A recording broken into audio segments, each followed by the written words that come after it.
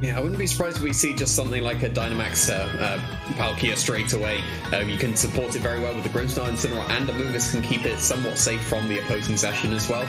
But you do need to be very careful of that Ferrothorn. The Zacian on Jesus' side of the field does not carry a fighting type attack. It has opted for Behemoth Blade, Play Rough, and Substitute as its moves of choice alongside the Protect. So it really can't deal with the Ferrothorn at all. There's a little bit of a saving grace in the fact that the Ferrothorn is not carrying Leech Seed. It is still carrying Body Press and Iron Defense, but it's opted for Power Whip over Leech Seed, probably to give a slightly better Kyogre matchup, but that could be crucial for the Ferrothorn being able to be taken care of in this game, because it won't be able to get huge amounts of recovery.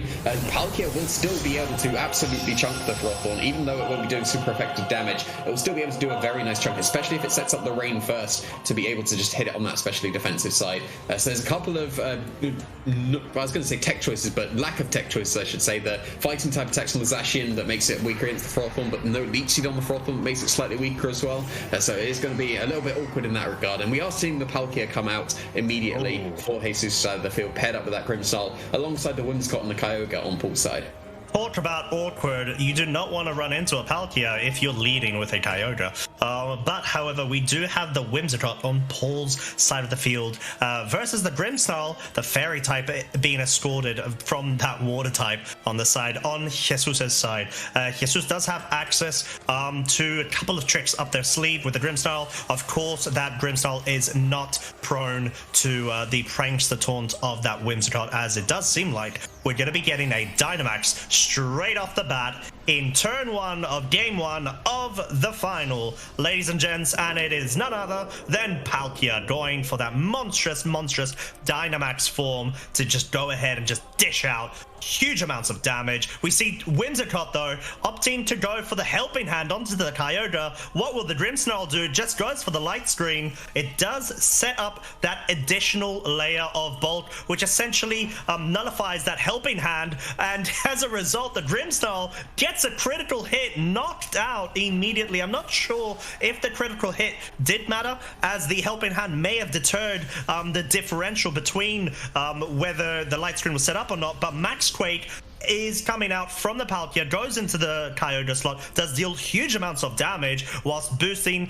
its special defense. So very, very high octane start to this best of 3 set, Jamie.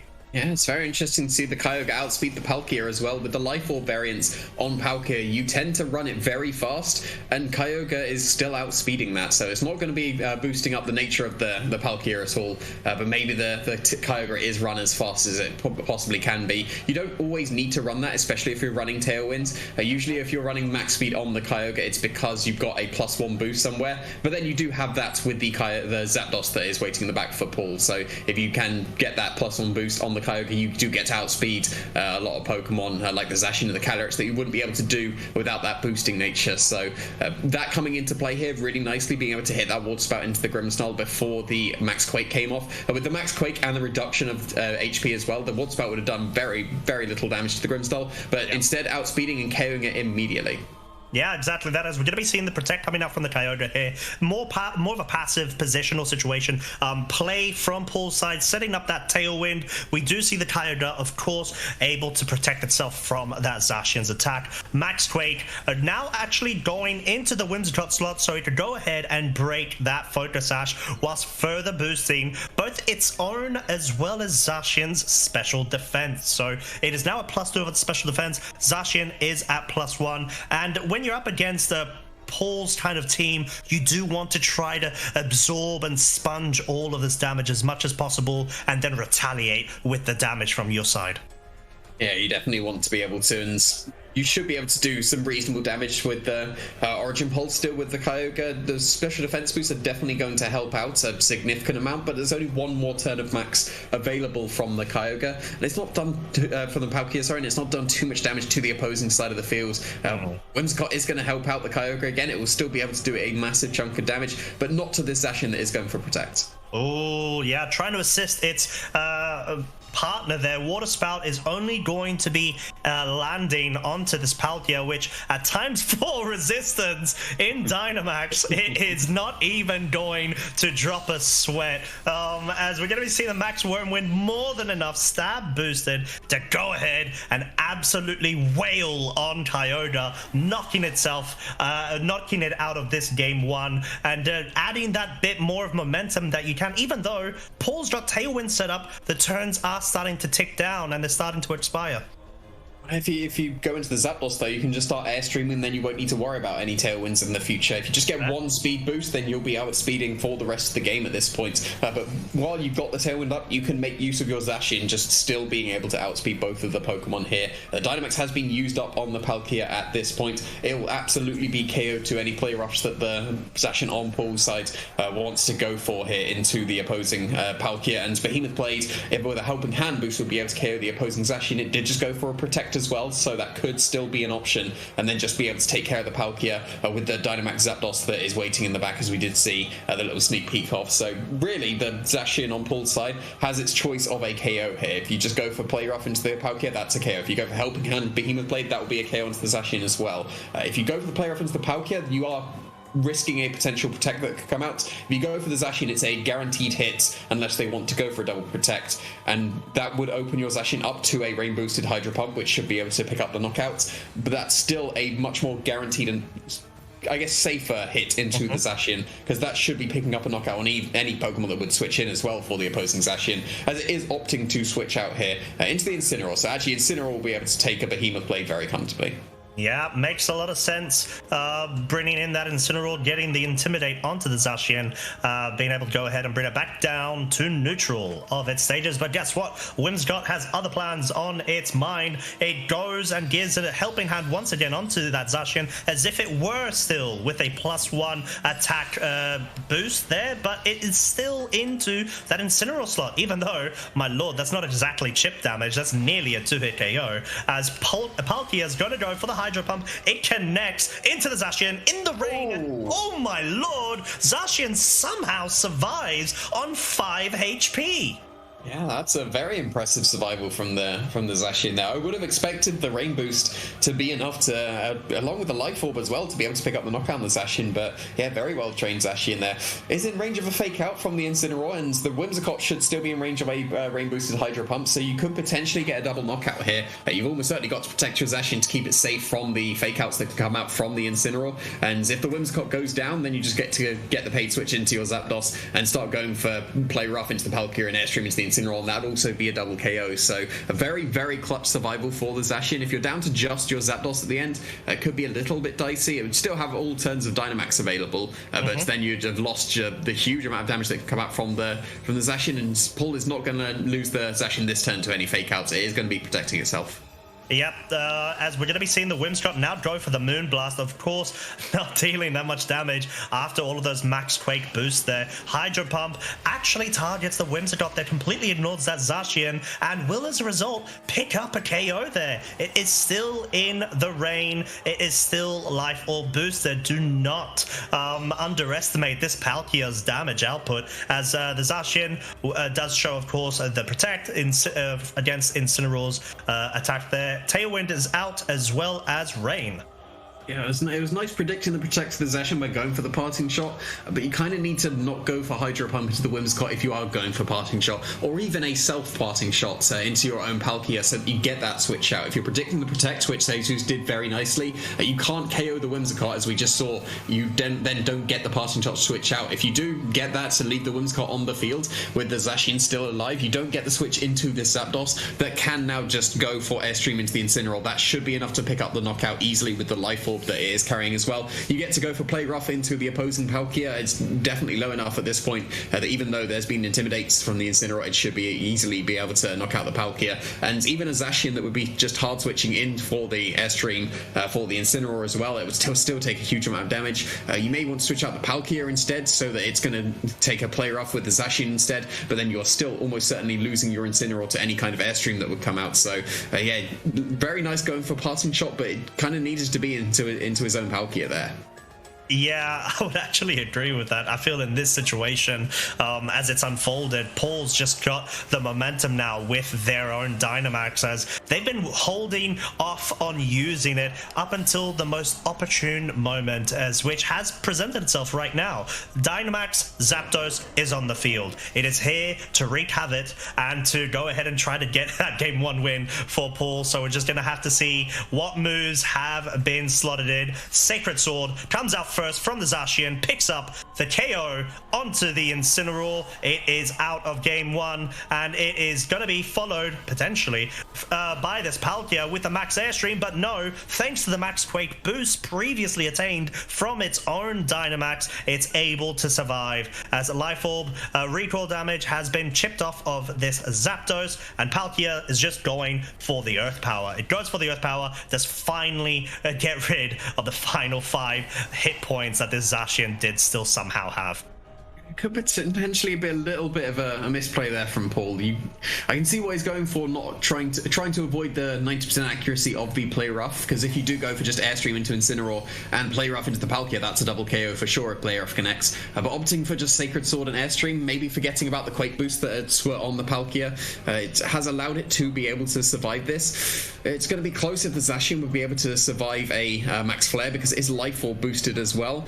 But then if it does survive, then that means that you get to go for Behemoth Blade into the Zapdos and a Spatial Rend as a last-ditch effort from the opposing Palkia as well. And that combination, it might be enough to pick up the knockout on the Zapdos, because it's not a very bulky one. It's the offensive one with the Life Orb. It's going to take another round of Life Orb chip as well. So it's going to be very close. I think it's going to come down to maybe whether the Zacian is able to survive this Max Flare that could come out. Definitely go for Spatial Rends with the Palkia, because you can't go for Hydro Pump in the Sun. That wouldn't be able to do it. So you got to go for Spatial Rend, even though it's slightly weaker, and that will avoid any potential Sun reducing the Hydro Pumps. But here comes the Max Flare. Is it strong enough to be able to KO the Zacian? Here we go. No protects, and no, it cannot pick up the Zacian there. It may still be the case where there, I feel like there may have been a light screen still available on Jesus' side, but correct me if I'm wrong, as we are going to be seeing the Behemoth Blade coming out from Zacian, goes into, of course, the Zapdos slot. Dynamax Zapdos deals so much damage. Is there any static, is the question. No, there isn't. Ooh. There is a follow-up of Spatial Rend, and there it is. We've got the game 1 winner, which is Jesus, going ahead and out-trumping that Dynamax Zapdos there that was really trying to bring it back. And I think I completely agree with what you mentioned just now, which may have been a bit of a misstep from Paul in the previous turn.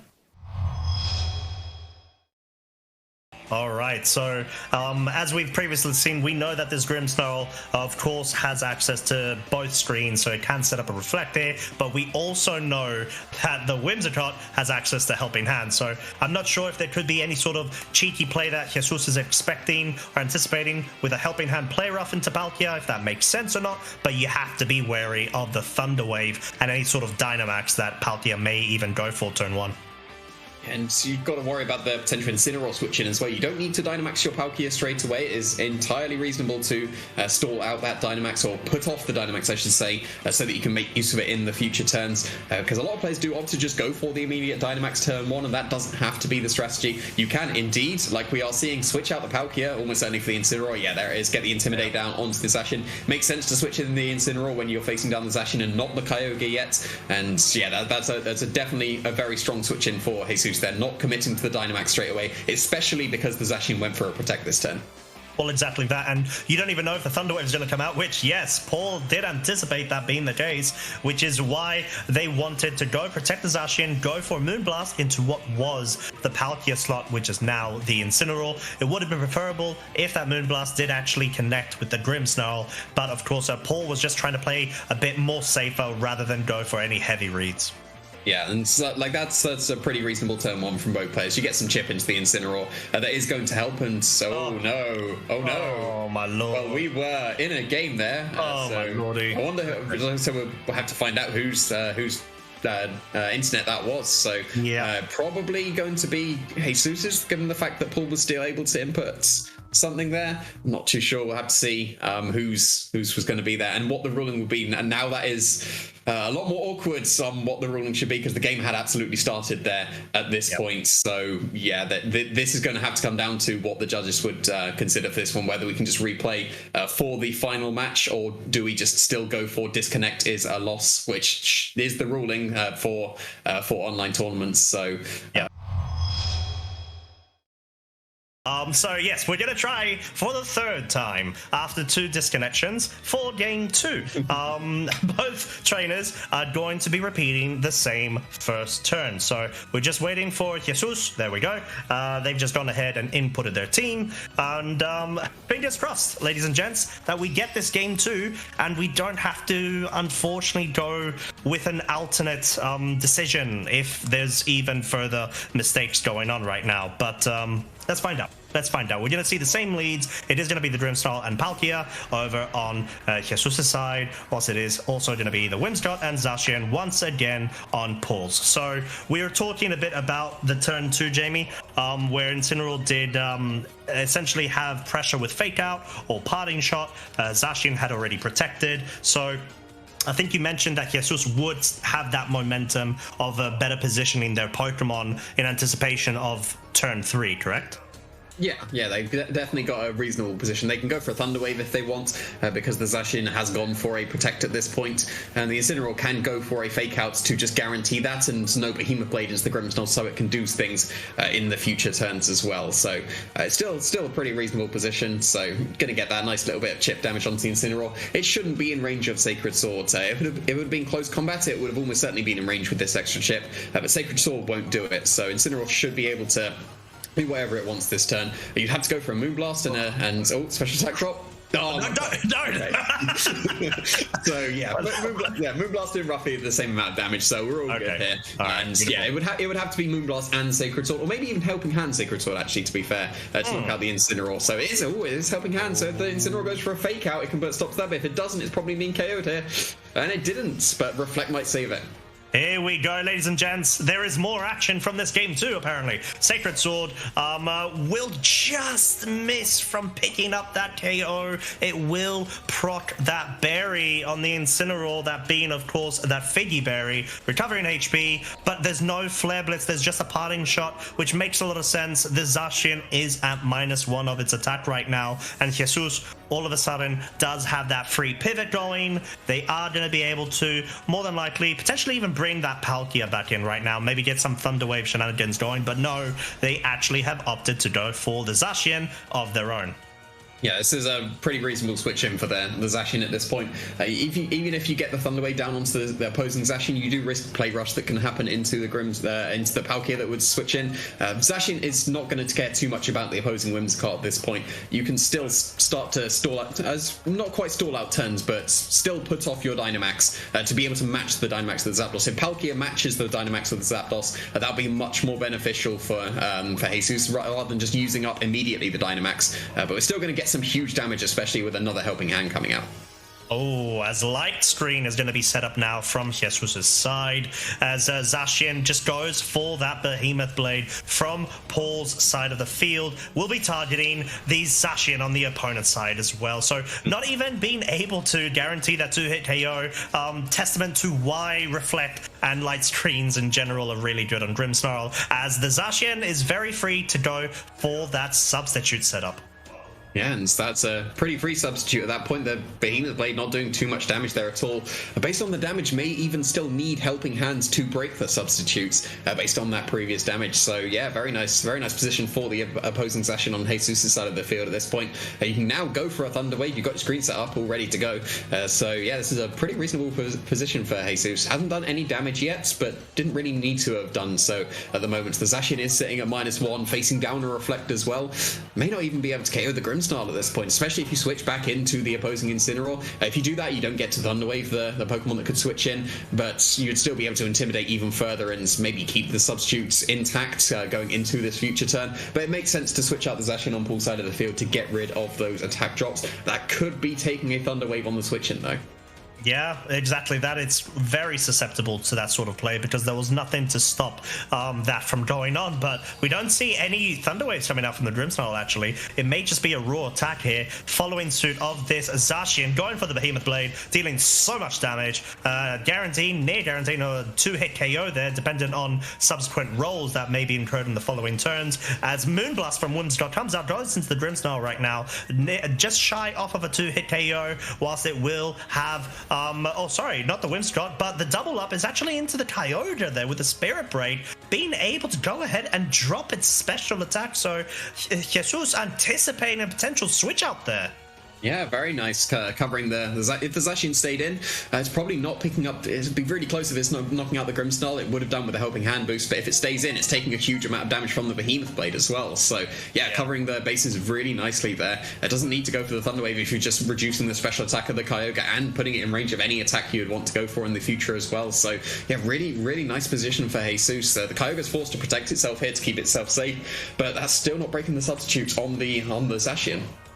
And we see the Protect there. Thunderwave trying to pin that Kyogre down, but not able to do so. And Jesus is trying to cover their bases once again, going for the Behemoth Blade into the Whimsicott slot. But it is, of course, a Focus Sash. So being able to bring it down is very solid. Of course, it will now go down to any sort of attack there. But unfortunately, it all depends on if this Whimsicott can take down this Grimmsnarl or not. Let's see the HP range. It doesn't look like it can. No critical hits, although that would have been guaranteed if it was able to successfully do so. And at this point, I think Paul really is trying to safeguard their restricted against any potential Thunder Waves coming out.